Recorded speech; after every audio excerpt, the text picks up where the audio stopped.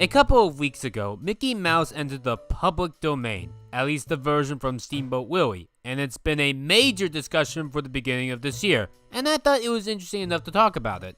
I think it's time I finally bring back animation absolutism. If you don't know, basically it's a documentary that I want to create talk about the dark sides of the animation realm. Like the behind the scenes of the animation companies of animation like Disney, Cartoon Network, and Nickelodeon. Same with the film companies that do animation as well. And of course streaming services and online media. Unfortunately, it is a very large project that could be costly, so I can't really go in depth fully on my original plan, but what I can do is when a subject of animation that crops up interests me, I'll make a video on it, such as this one.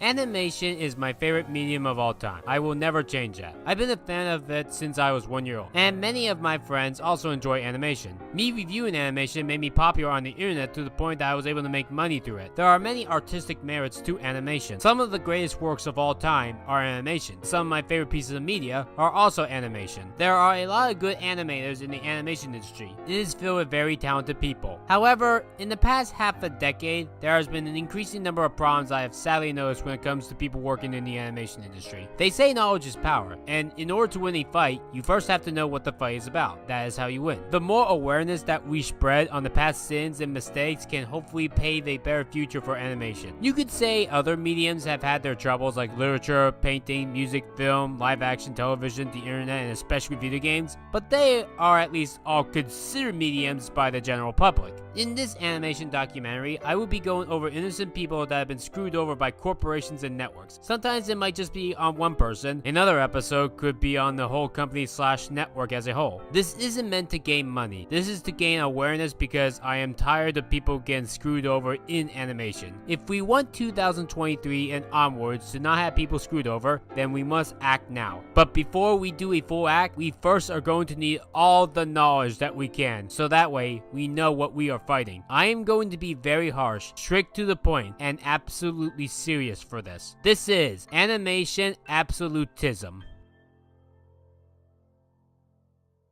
Let's first answer this question. What is the public domain? This was surprisingly a hard question to correctly answer. To simplify, when something becomes public domain, it means that anyone can make their own versions of said product, legally, and you can even make money off it. But it takes like 70 years for it to work. Once you die, your works are available 70 years later starting January 1st of the said following year. I personally think that the public domain is a wonderful tool, but like all tools, it can be used improperly. The rule of a weapon. Expected to be used against you. There is unlimited potential when the product enters public domain. How many wonderful things do you think people can make with Alice in Wonderland? A Christmas Carol is in the public domain, and almost every product ever has their own version. There is a lot that can be done. And we can all dream of other entities. Harry Potter, Star Wars, Jurassic Park, you name it, it can be part of it. One day, that is. I can't wait to see the wonderful things that they can do with those products. That doesn't mean that those products at present are in the public domain. I do believe that public domain is an important tool, and it would be idiotic to remove.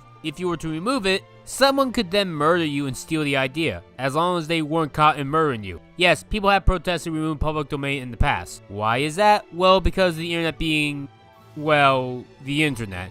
Well, not just the internet, as Adult Swim made Mickey Mouse humping for one of their bumpers. We gotta get rid of this thing so that my childhood won't be ruined forever! All works will eventually have their copyright expire, even if it takes centuries. But there's a major reason for why the public domain at present is fucked. In the previous animation absolutism episode, I talked about how Walt lost his intellectual rights to Oswald.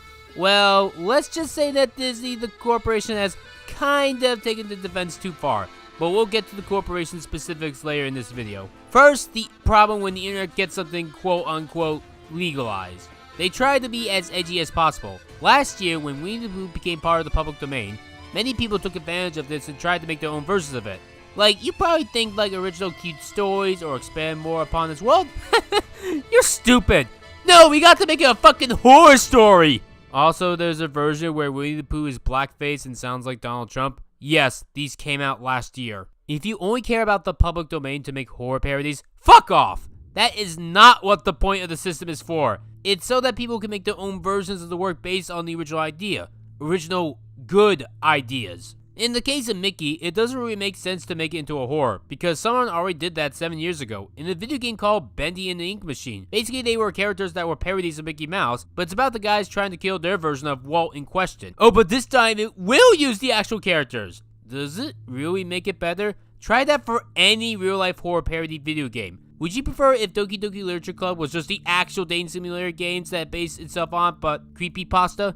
Would you prefer if Baldi's Basics was just the original educational games, but creepypasta? Would you prefer if Five Nights at Freddy's was just the actual Chuck E. Cheese, but creepypasta? Turning a product into horror is a stupid idea to use the public domain for. The advantage of the public domain is to take characters in real life that do nothing but collect dust and wait in their tiny boxes, open them up, and use them in new beautiful adventures. Unfortunately, public domain doesn't always work in certain scenarios. I'll talk about the YouTube landscape. Classical music, for example, gets claimed all the time on YouTube. Despite it being allowed for public domain, a work that you can use and gain money from it. What we can see happen with better public domain laws is people fixing bad ideas. Brace for yourself for some big brain ideas. I watched Harry Potter for the first time ever a week ago, and I had problems with it. For starters, it takes 40 fucking minutes to get to Hogwarts. The events prior show Harry being severely abused in a non-comedic way that just puts me on edge. It was one of the hardest things to stomach in a long time. The excuse that people give me is probably because of the ancient magic that protected Harry from Voldemort as long as he called the residence of a blood relative home. Harry had a small family, so they had no other choice. Even then, the point is to see him rise from the abuse to become something great. See, the defense that is given to me is not thinking fourth dimensionally. What you stated is just a bunch of mush, because the truth is that this is something that can easily be rewritten. This is something that J.K. Rowling wrote that should have been changed into movie adaptation form. Because this shit is gross 23 years later. Also, not helping the film's case is that the character in film knows that Harry's family is abusive. Albus, do you really think it's safe? Leaving him with these people. I've watched them all day. They're the worst sort of muggles imaginable. They really are. The only family he has. Oh, we need Harry to stay alive, so we're gonna put him in an environment where a certain group of people could easily kill him, or Harry could commit suicide to get out of the abuse. They even state in the letters from the owl that they know that Harry lives in the cupboard cramp. Why does no one from Hogwarts call CPS if they know that it's bad somehow? Also, at least when Cinderella was locked up, she could stand and walk in her room. I think I know why they put the dumb in Dumbledore. This is just an idea off the top of my head, but why not have Harry live at Hogwarts? Have Dumbledore or Hagrid take care of him. Protect him from Voldemort. Have him grow up there. And then one year, he meets Ron and Hermione and tries to befriend them. Boom, you solve that issue and cut the Dudleys out entirely. I understand why people are fine with the current story. It's to show Harry rising up. But I don't know. Sending him back to live with them, I think is too much. Even if we can't agree on this, can we at least agree that the goblin Jewish stereotype is bad? That's up there with Peter Pan with the Native Americans with their awful What Makes the Red Man Red song. When a work of fiction gets to be in the public domain, you can easily fix their mistakes. But because of current law, Harry Potter won't be part of the public domain until anywhere between 2100 and 2200. I hope you enjoy those awful stereotypes for another century because that shit ain't going anywhere. Public domain is also great to stop ongoing stories that take forever to tell what it wants to state. It's like watching someone stutter. Speaking of watching things for the first time ever, I started watching One Piece a week ago. I'm a dozen episodes in, more or less 1% done with the show since this show has over 1,000 episodes. I'm watching this show because one of my editors asked me to watch it, and this was how I was going to be paying them. They weren't gonna get actual money, but me promising to watch the show and give some reviews. My biggest issue with the show so far is that it tells a total of 5 episodes of content, but it takes 12 episodes to do that. So much filler and slow pacing is shown in this. There are times when the episode just ends at random. Like, I expect him to do some kind of fight as what an episode implies, but then it just ends right there before the fight begins, even though most other shows would have had the fight and then end the episode. This is 4.5 hours wasted. Honestly, the pacing being shit I hate more than any change that 4Kids could have ever done. And keep in mind, I like the story that One Piece is telling. I even like the characters,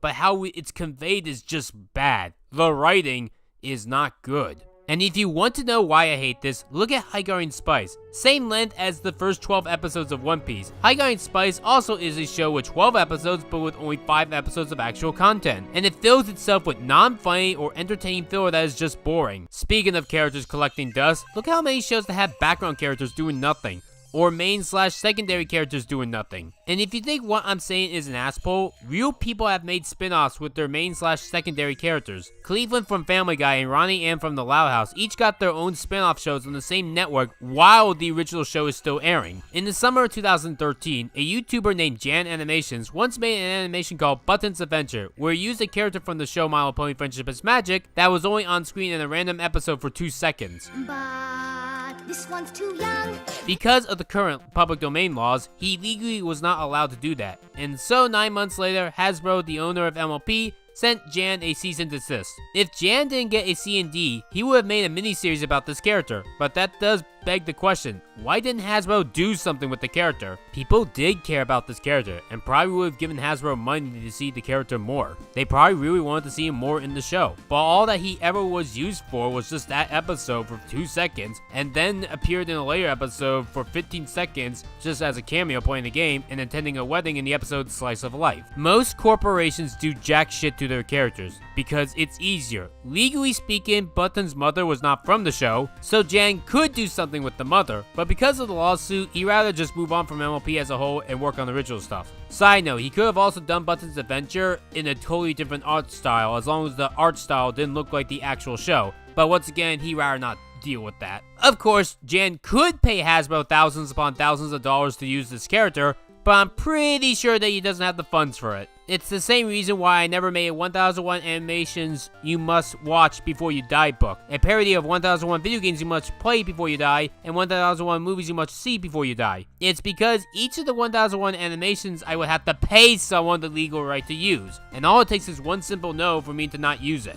There is a loophole to all of this though, the internet. You see, you're probably wondering if all these laws exist, why the fuck can I see this fucking shit on the internet? Like, it's near daily to see it all online, and I know that these people don't own these characters, and some of these people have dedicated their lives and identities to these parodies. So if it's illegal, why can I see it all on the internet? It's because of the parody law. This is mostly an American thing. I hope you all know that this entire video, and by extension the series, covers mainly American law and aspects. A YouTuber like SMG4 can use content from Nintendo with them creating parody work. I can show any clip that I want as long as it falls under fair use.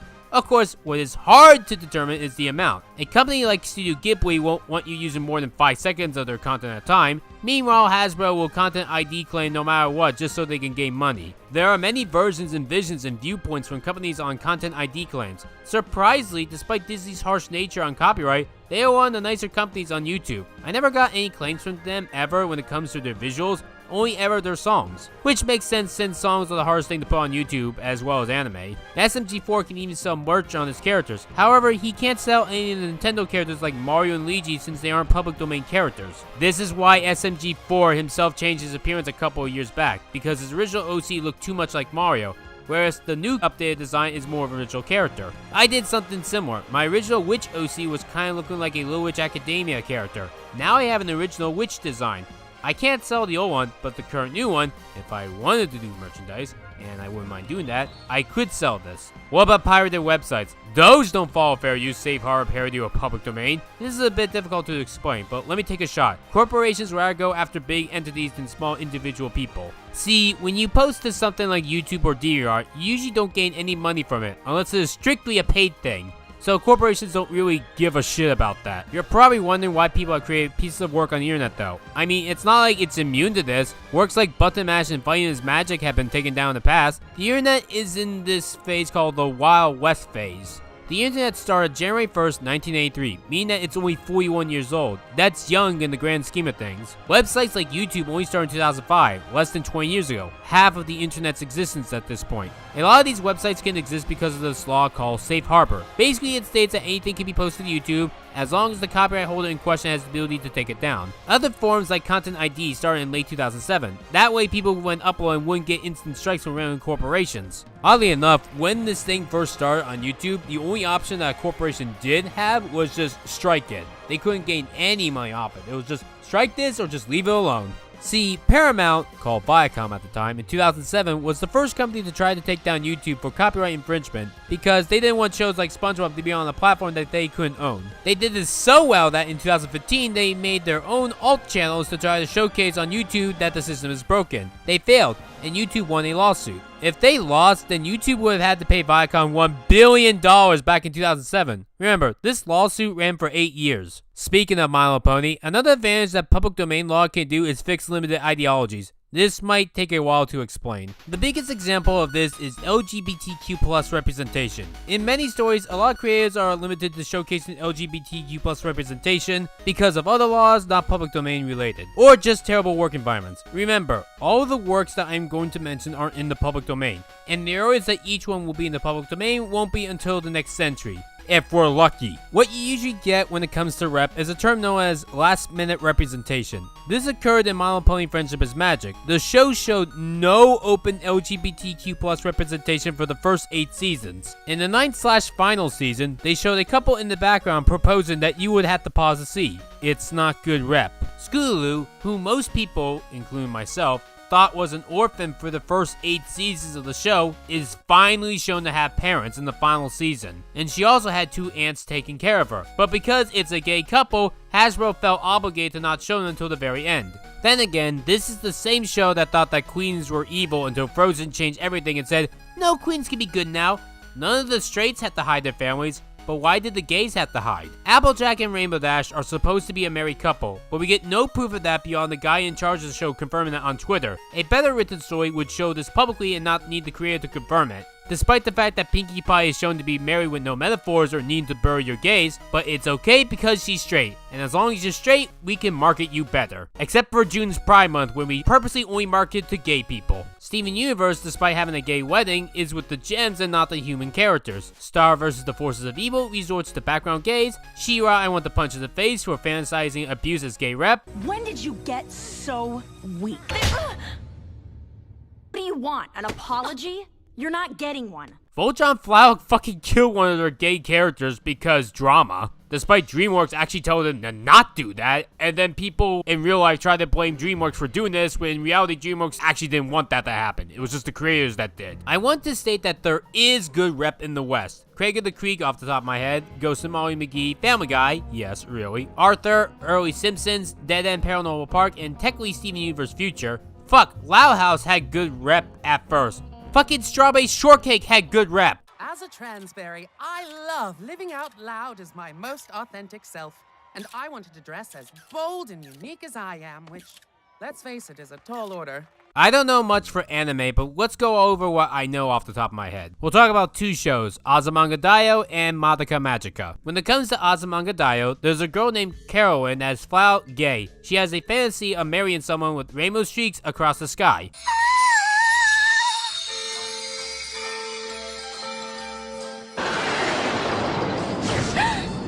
We're good partners. Miss Sakaki, Miss Sakaki, Miss Sakaki, Miss Sakaki. Oh, our hands, our hands, our hands, our hands, our hands. It's heaven, heaven, heaven. But for whatever reason, she's not allowed to really be on screen to show her relationship with Sakaki. At times, Sakaki I don't think knows she exists. And the show wants to show her more with this creepy-ass teacher than with the girl of her dreams. My hands, my hands, my hands. He's touching my hands. I wish I were dead. I wish I were dead. I wish I were dead. I wish I were dead. I wish I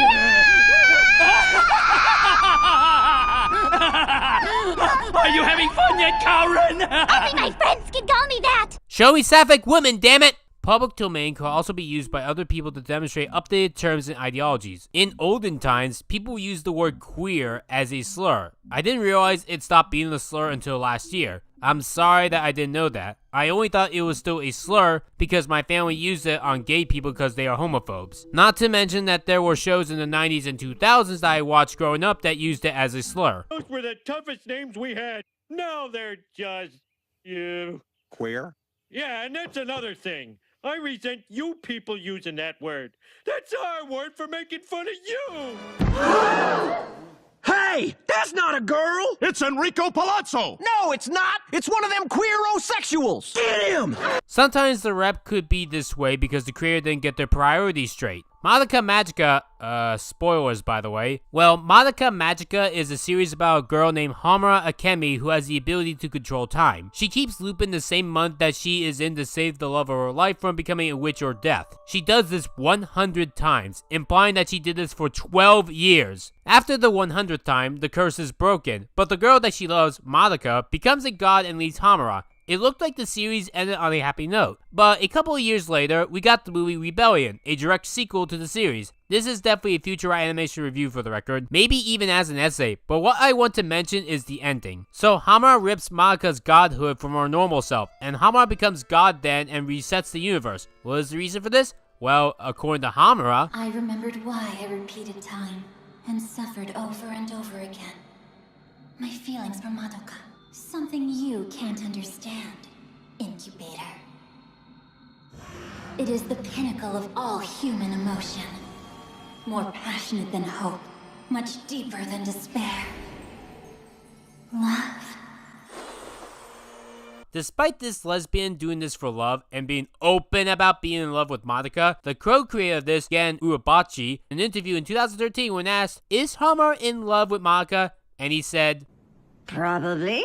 What the fuck do you mean probably? Hamura flat out said that she loves Madoka. She reset the entire fucking universe just so that she doesn't have to lose her ever again. She even said "I," the strongest Japanese word for love. Public domain could allow different interpretations of characters, and in a more modern world, we could do better representation. Unless, of course, you're fine with the whole Sailor Moon Cousins thing.